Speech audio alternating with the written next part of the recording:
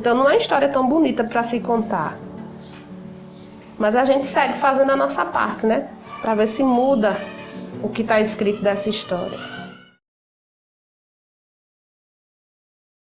Eles diziam que a explicação era essa, mas para o povo indígena a versão não é essa. A versão era porque muitos dos nossos parentes foram assassinados, né? Exterminados, sacrificados dentro dessas matas por causa dessa terra. Então, quanto menos índio tivesse, para eles era melhor. Então, pai e mãe, quando viu que o filho crescendo, dizia: meu filho, olha, não leve à frente isso não, fique calado, diga nada não. Então, esse processo de silenciamento não só foi com a minha família, não, foi com muita gente. O povo indígena aqui no território potiguara, com a implementação quando chegaram os estrangeiros para construir a cidade, Fabril, a família Lundrig, que foi uma das fundadoras do nosso município, perseguia todo o indígena, porque ao momento que ele se declarava, dizia: eu sou índio, ele estava dizendo que era automaticamente dono dessa terra. E a cobiça por essas terras era muito grande.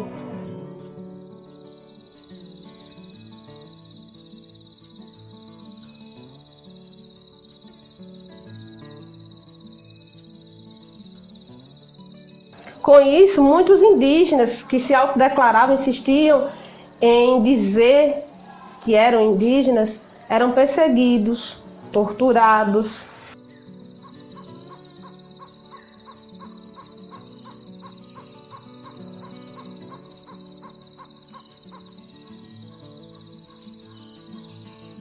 Muitos eram jogados dentro de buracos de escavações profundas na terra, enterrados vivos. Outros tinham parte do corpo mutilado, cortado. E isso era para servir de exemplo para gerações futuras, para saber se de fato queriam ainda dizer que eram indígenas. Lá na minha cidade existe um palacete, que é conhecido como Palacete dos Lundrigs, que dentro desse palacete existe um tribunal até hoje, tá? É uma mesa, não sei se vocês já viram um tribunal, uma mesa de júri. Então lá ainda tem, nesse espaço, nessa salinha que tem esse tribunal, era definido de que tipo de morte aquele indígena ia passar, né? Para a punição que ele ia sofrer por se rebelar contra quem tinha mais poder. E por isso, muitas vezes, os pais chegavam para os filhos e diziam assim: meu filho, olha, não diga que você é indígena. Se alguém perguntar, mesmo olhando para você, dizendo que você tem traço, não diga não. Diga que é bem por longe, que você não tem nada a ver com isso. Os que resistiram foi porque saíram correndo mata dentro para se refugiar nas aldeias mais distantes em Baía da Traição. Tanto que até hoje, quando as pessoas me veem assim pintada, caracterizada, e perguntam: você é indígena? Eu sou. Ah, mas tu mora em Baía da Traição, né? Eu disse: não, eu moro em Rio Tinto. Aqui na Paraíba hoje, né, marcadamente, existem dois povos, tá? No litoral norte, que é onde eu resido na cidade de Rio Tinto. Então, no município de Rio Tinto, marcação em Baía da Traição, está localizado o povo potiguara. No litoral sul da Paraíba, na cidade de João Pessoa, Conde, Alhandra, entre outros, está localizado o povo tabajara. E os indígenas? Ah, os indígenas, quem são? Mais antigos do que tudo, do que todos nós? Astronautas? Atlântidas? Mongóis? Sei lá, eu sei lá, mas quem saberá?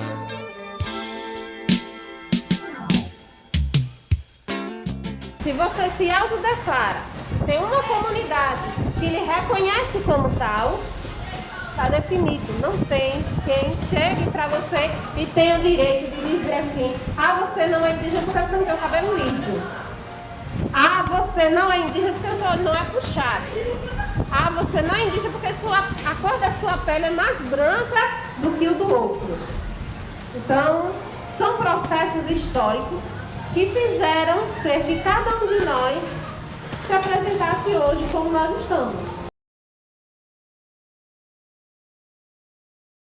Como foi o processo para mim descobrir indígena, né? Primeiro que eu só ia para a aldeia nos finais de semana. Quando minha mãe casou com meu pai, vieram morar aqui nas proximidades dessa localidade, numa comunidade chamada Curral de Fora. E eu só ia para casa de vó, meus avós maternos, que são indígenas, no final de semana. Minha avó, ela era parteira, benzedeira, curandeira. Ela rezava as pessoas quando estavam doentes e cultivava ao lado da casa umas plantas medicinais. E eu fui crescendo, né, sentindo o cheiro das plantas, das ervas, eu de certa forma achava até bom. Quando foi na fase do meu crescimento, eu via que meu corpo era diferente das outras pessoas, porque eu não tinha muito pelo, né? Eu olhava para o meu rosto, era como se meu rosto fosse diferenciado das pessoas. E eu perguntava às vezes coisas, mãe, mas quando você crescer você vai saber. Aí quando eu cheguei em casa, eu fui perguntar, mãe, eu tive uma experiência hoje lá no Banco do Brasil. Uma mulher perguntou se um rapaz era da minha família. Eu disse que não, mas ele era muito parecido com o meu irmão. E eu queria saber se a senhora conhece. Aí foi quando ela disse, ele morava onde? Onde é que ele mora? Ela falou que ele mora na aldeia Jacaré de São Domingos. Por que a senhora está rindo? Isso é porque na aldeia Jacaré de São Domingos, a maioria das famílias que moram lá são parentes da gente. Então, casa sim, casa não, tem alguém que é da nossa família. Aí eu fui entendendo. Então quer dizer que a gente tem parentes nas aldeias também. Agora, é claro que, espiritualmente falando, eu sinto quando você tem raízes ancestrais ou não tem. Mas também não vou sair apontando, olha, tu é índio, tem um índio, tu é... Não posso fazer isso de jeito nenhum. Tem. E a partir daí eu fui reafirmando, buscando minhas raízes, conhecer quem eram os meus parentes, quais as aldeias que eu tinha, parentes ainda vivos. E com base nisso, fui começando a participar dos eventos da Assembleia do Povo Potiguara, dos movimentos que se faziam quando ia viajar para protestar, para reivindicar a demarcação das terras e outros direitos do povo indígena. Fui participando das rodas de Toré, adentrei na universidade para fazer a segunda graduação e comecei a participar da Associação dos Universitários Indígenas Potiguara, na qual a gente começou a lutar contra os preconceitos vivenciados dentro da universidade e propor atividades que dessem mais visibilidade aos alunos, aos estudantes indígenas. E esses três povos estão reunidos para celebrarmos e juntos realizarmos o ritual do Toré. Para quem não sabe, o ritual do Toré é um momento sagrado para cada um de nós, para nós juntos, no qual nós reverenciamos a Mãe Terra e pedimos a força dos encantados, as bênçãos do nosso Deus Tupã, o auxílio dos irmãos de luz. Todos os anos nós fazemos a abertura deste evento. Grande parte dos que estão aqui são estudantes indígenas, alguns que estão cursando, outros terminaram a graduação, iniciaram o mestrado, outros que estão por vir para cursar, para estudar. E por que nós iniciamos o ritual do Toré? Primeiro, Campos 4 está localizado em território indígena. O Campus 4, ele tem indígena estudando aqui. Em seguida, para resistir, para não baixar a cabeça diante das dificuldades que nós encontramos no dia a dia, nós pedimos a força dos nossos ancestrais para não desanimar na luta.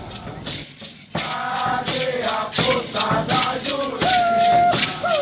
Cadê a força que a Jurema dá? Boca a boca de ti, boca a boca de ti.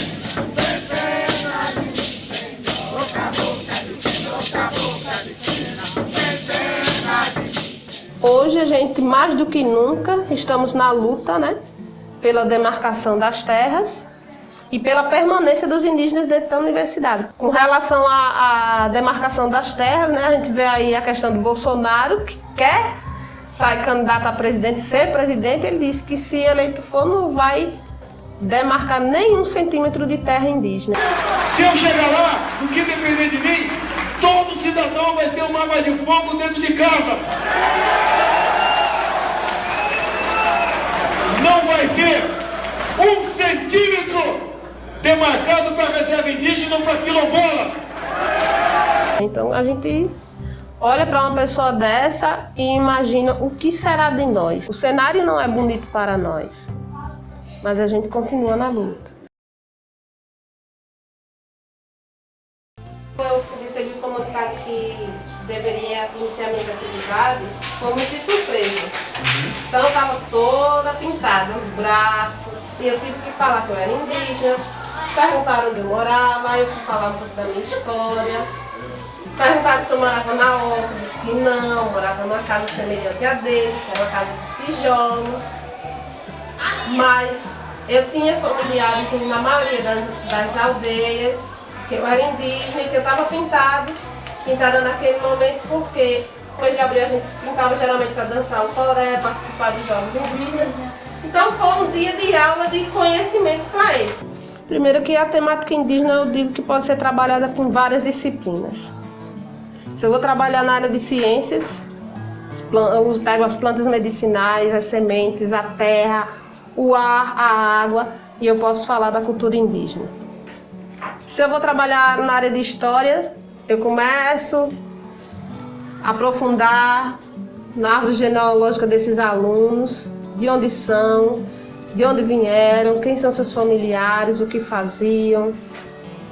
Se eu vou trabalhar a área de língua portuguesa, eu trabalho as canções, as narrativas, as canções do ritual potiguar, as narrativas. E a partir desses textos, eu posso ir trabalhando os conteúdos que a escola pede que se ensine aos alunos. Se eu pego uma pintura indígena, né, por exemplo, uma dessa daqui, eu posso trabalhar a matemática aqui com as formas geométricas, né, olhando para que o aluno entenda qual o tamanho, qual a medida, qual a forma, né, questão dos significados, a quantidade das pinturas. Então tem várias formas de eu poder abordar a temática indígena sem simplesmente dizer assim, hoje eu vou dar aula sobre a cultura indígena. Posso dar aula de português, matemática, de qualquer disciplina e abordar essa temática no dia a dia. Cada povo tem um costume diferente, ações diferentes. Não é porque até as pinturas são diferentes. A pintura do meu povo é de um jeito, já de outro povo já tem outro formato. Como que é essa crise na sociedade e qual a diferença entre os indígenas e a relação dos indígenas e não indígenas? Tem uma diferença? Eu tenho uma experiência de uma funcionária que chegou para mim e fez assim: como é que tu tem coragem de fazer uma coisa dessa? Faz isso com tua mão, passa a semana toda com a mão suja. Se toda a sujeira do corpo fosse essa daqui, era uma maravilha. Isso daqui não é sujeira, isso daqui é cura. Não é cura só física, é cura espiritual também. Se todo mundo bem soubesse o que uma tinta de genipapo faz, pintaria o corpo inteiro, ao invés de estar criticando quem faz. Essa daí é a pintura da colmeia, que representa a força que vem da coletividade, né? Quando você mexe com uma abelha, o que é que acontece? Ou as outras se reúnem para lhe atacar também, né? Junta-se um monte de abelha para defender uma só. Exatamente. O povo indígena também é assim. Quando mexe com um, é a mesma coisa que mexer com todos. Tanto homem quanto mulher podem também utilizar o arco, né? E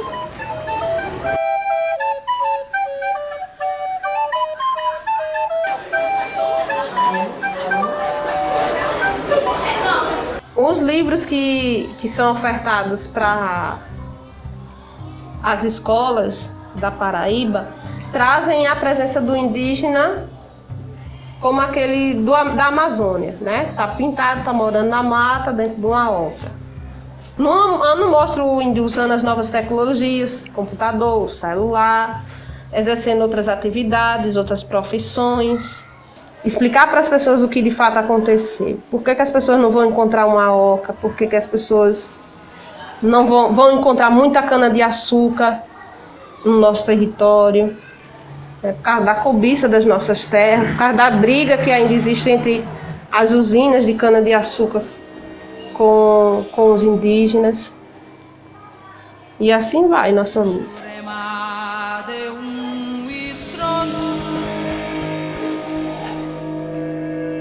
Que toda a terra estremeceu.